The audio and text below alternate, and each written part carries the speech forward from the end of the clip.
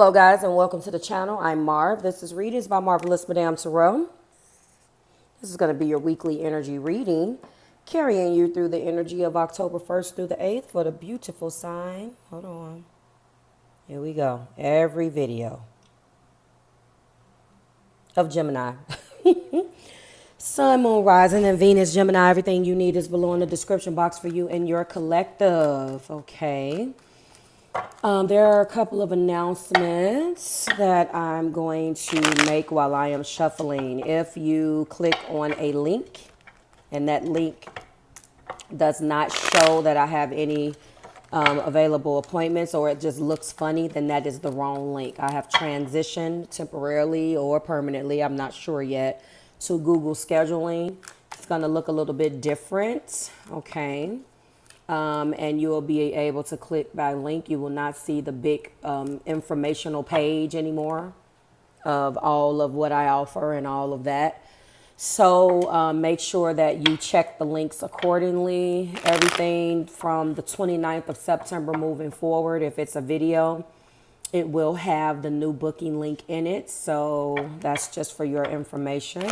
Those of you that are booking me via text, that are reaching out to me to say, hey, I want a reading.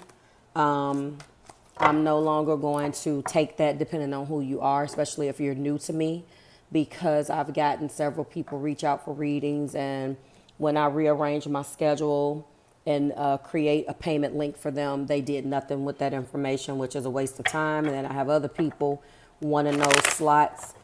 I'm not doing that waste of the time thing. So if you want to book a reading and you know me, please feel free to reach out.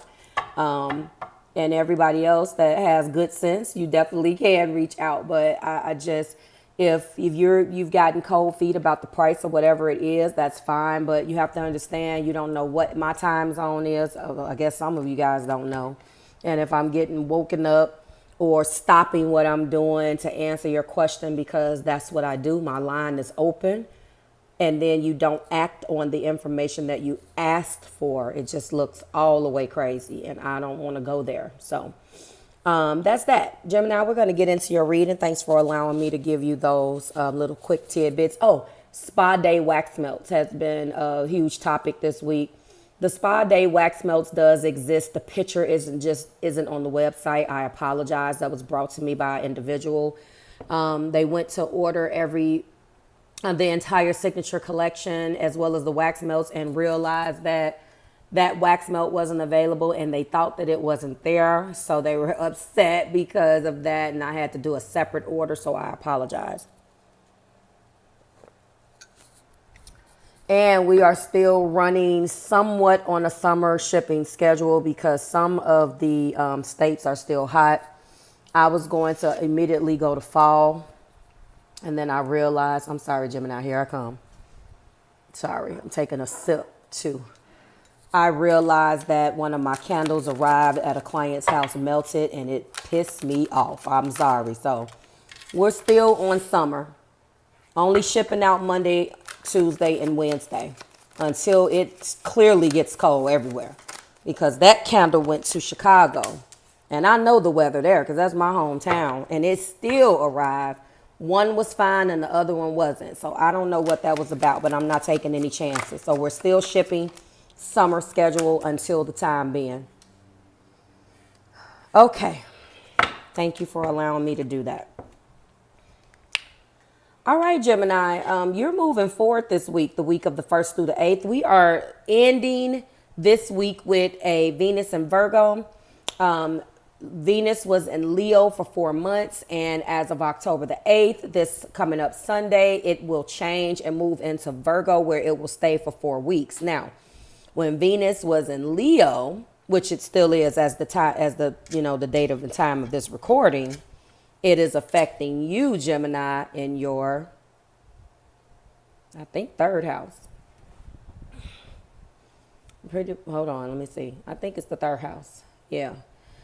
Yeah, but when it changes this Sunday, it's going to be in your 4th house. Now, we're going to take a look at that more clearly in next week's reading, or I may do a video. I'm giving you either option just in case I don't, because I really do want to give you that because at the beginning of that transit, there's going to be a square. And then at the end of the transit, there's going to be a trine. So I want you to navigate your Venus and Virgo 30-day stint and apply it to your life. So I may just do a whole new video on that. But moving on. That's what you're going to be dealing with. But this week, we are moving into death. So ways of being, Gemini, is over with. Ways of doing things that you were doing is over with. Sun, Moon, Rising, and Venus. It's a wrap. Like, things had to actually end in order to move forward. It's just as simple as that. And you have to accept that. And, you know, some of us approach death metaphorically very reluctantly because we hold on to a specific outcome. And although the outcome never came, you're stuck on that idea. It is very, very true that if you are a sun sign or whatever that is and whatever house it's affecting, it's going to idealize a bit because it wants to see the outcome that it wants to see, right? In your heart place, there was wish fulfillment. You felt like this person, place, or thing was the add-all, be-all for you. And you quickly realized with the Death card and the Nine of Cups that just simply wasn't the case. As a result of you accepting death, though, beginnings will start. And now maybe you'll be open to actually find your wish fulfillment. Because this is in your heart. So maybe that's what it is right now. And then you're being surrounded by all of that energy. And then we do have 2 wands. So that's propelling you and giving you the strength and dignity that you need to accept this death, accept your fate, and move forward. Beautiful energy. You do have a desired outcome in your heart, but everything that you desire isn't necessarily the best thing for you. So pay attention to what Spirit is trying to tell you. Let's examine the past and the present, starting with the past, and we had strength. So this situation just about fucking killed you. Excuse my language this morning. It just about destroyed you. You had to do more convincing in this situation than you did actually enjoying it. How is that living? If you have to constantly convince someone, not necessarily to stay with you, but to me, a strength card is constantly, in a nutshell, dealing with the same type of situations. And sometimes it is just what it is. You feel like you're taming the beast. Or you're trying to tame a beast. You're trying to train a beast. I don't subscribe to the mentality that we were put here to convince people to love us or treat us a certain way. You campaign for yourself when you feel the need to, but first time, shame on you. Second time, shame on me. And if you keep reliving that shame on you over and over and over and over again, then it's not worth it. Okay, so I can tell that this was very hard for you in the past. So that's the reason why Spirit is showing up with this Death card and eclipsed. Some of you guys, this person will be eclipsed completely out of your life, and eclipse season next week when it starts. But we'll cross that road when we get there. And as a result, we have a Page of Cups. So this means 2 things to me, and I'm going to break down both things that I feel. On one hand, Gemini, you've completely accepted a situation, although in the past you've held on to it. The cards is the evidence that, right? But now with this Page of Cups, this person could be feeling that. Because let me tell you something. If you're connected to a water sign, they feel that shit. So the more you accept, the more they come back. So that's that. For those of you who are not dealing with an individual who you had to damn near break your back over just to deal with, and you're so busy focusing on the wish fulfillment, idealizing and falling in love with all of the things that you deem is the greatest, but that's not what's good for you. If this is your scenario, this person is feeling you accepting that. And that's the reason why they want to come back with these little bitty pages, this Page of Cups. How are you? Being nice. I miss you and shit like that, right? But for those of you who really accepted this is a brand new person. This is a person that's going to be better suited for you. This is a message of, and if you honestly, a page is just a message. It's a message of love, but it's a page. It's very juvenile communication, albeit sweet. It's nothing, to me, it sparks the beginning of something. So when you look at this and look at this is a Scorpio playing a role because I'm looking at the Death card. This is a Leo playing a role somehow because I'm looking at the Strength card. This is a Cancer, Pisces, Scorpio playing a role because I'm looking at water sign, 9 of Cups, Page of Cups. And finally, there's fire in the mix. Aries, Leo, Sagittarius, 2 wands is here. 2 wands. All right. Let's go in with Marvelous Truth. We're talking about essence. So for some of you, you were in love more so with the essence of a person and not the person. That sounds a little weird for some of you. So let me try to break down what I picked up on. When I was creating this deck, 4 or 5 years ago, and I came up with the word essence, I was thinking at the time as I was meditating on my phrases for the phrase part of this deck, I thought the very essence of you, everything that makes you up, from your smell to your hair, just the combination of good and bad that makes you. Unfortunately, when you mix this with this 9 of Cups, it is misconstrued and you focus on those things. You don't accept the bad. You only focus on the good. And that is how shit ends up falling apart. Okay? Because that 9 of Cups is the wish fulfillment card. It's the card of sex. It's the card of excess. So when you mix these two and you're idealizing things and not accepting, when you're looking at anything from a 9 of Cups lens, it's going to automatically not show you the entire picture. You could have misconstrued this individual as a person of your dreams, placing all of your eggs in one basket and not even exploring other opportunities. Again, when you're looking through a 9 of Cups lens, that's what you're going to do. You're going to automatically take your steak.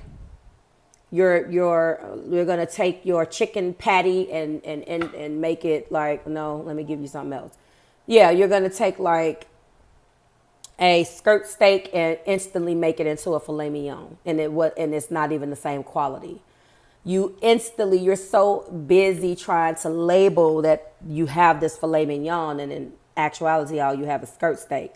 Shout out to the skirt steak because it plays a role, but when you're getting dressed up and going to pay $60, $70 a steak, you're not expecting a little skirt steak, are you?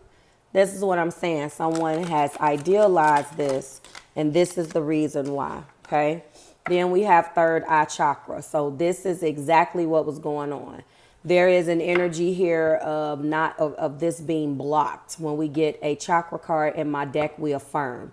So your awareness, because you're looking at things through a 9 of Cups perspective or lens, is completely shot and it's blocked. You're not aware of things because you're so focused on what you like and what you're getting, you're not able to see. I'm going to just tell you, I find this, that everybody suffers from this in their own little way, depending on your element. So whatever your love language is tied up into your emotions. It's tied up into your moon. I can pretty much tell by your moon sign what your love language is going to be. And sometimes it's not as easy, but it's kind of cut and dry. So depending on your, if you have problems with your third eye chakra or your awareness is thrown off, typically that's an air thing. So you may be a Gemini moon that's dealing with this, because I am in touch with my inner guidance. I am wise. I am wise, knowledgeable, and intuitive. I trust my intuition. I am open to inspiration and bliss. I am connected to the wisdom of the universe. Not necessarily when you're looking at things from this particular lens. It's hard to see. Oh, and then there is another card that came out I told you that it could be Leo, it could be Aries, Leo, Sagittarius, Gemini. It looks like it's Sagittarius. That's your bonus card. It came out with third eye chakra, okay? So there is a need to want to bring things down. This is temperance, alchemy, balance, connecting with your guides, harmony, looking for divine intervention and moderation, okay? So this is what we're dealing with. Now, let's peel back these layers and see what you've had to deal with. So it's a contrast of what you had to do in the past versus what needs to happen now, okay? And we need to be moderate. And I really feel like your awareness and your discernment needs to get a little bit better, if you ask me. And this is what remains. So this week could bring extreme knowledge and awareness to a situation, and bringing awareness to you, person, place, or thing, about a situation that no longer serves you. And death is here to shock you into looking at what's in front of you instead of idealizing what you like. Especially with this Leo energy here. Some of you guys, when you look at things from a Leo lens, your discernment is going to be jacked up, because not that Leos can't discern, but when it comes down to it, certain zodiac signs is going to idealize what they want. Again, it depends on what looks good for you and to you. And everything that's look good for you ain't good to you or for you at all. What looks good to you is what I meant to say. So hope I didn't confuse you too much, Gemini, but this is where we end. Like, share, subscribe to the Marvelous Tribe. Everything you need is below in the description box for you and your collective. I will see you next week when we do it again. Bye, guys.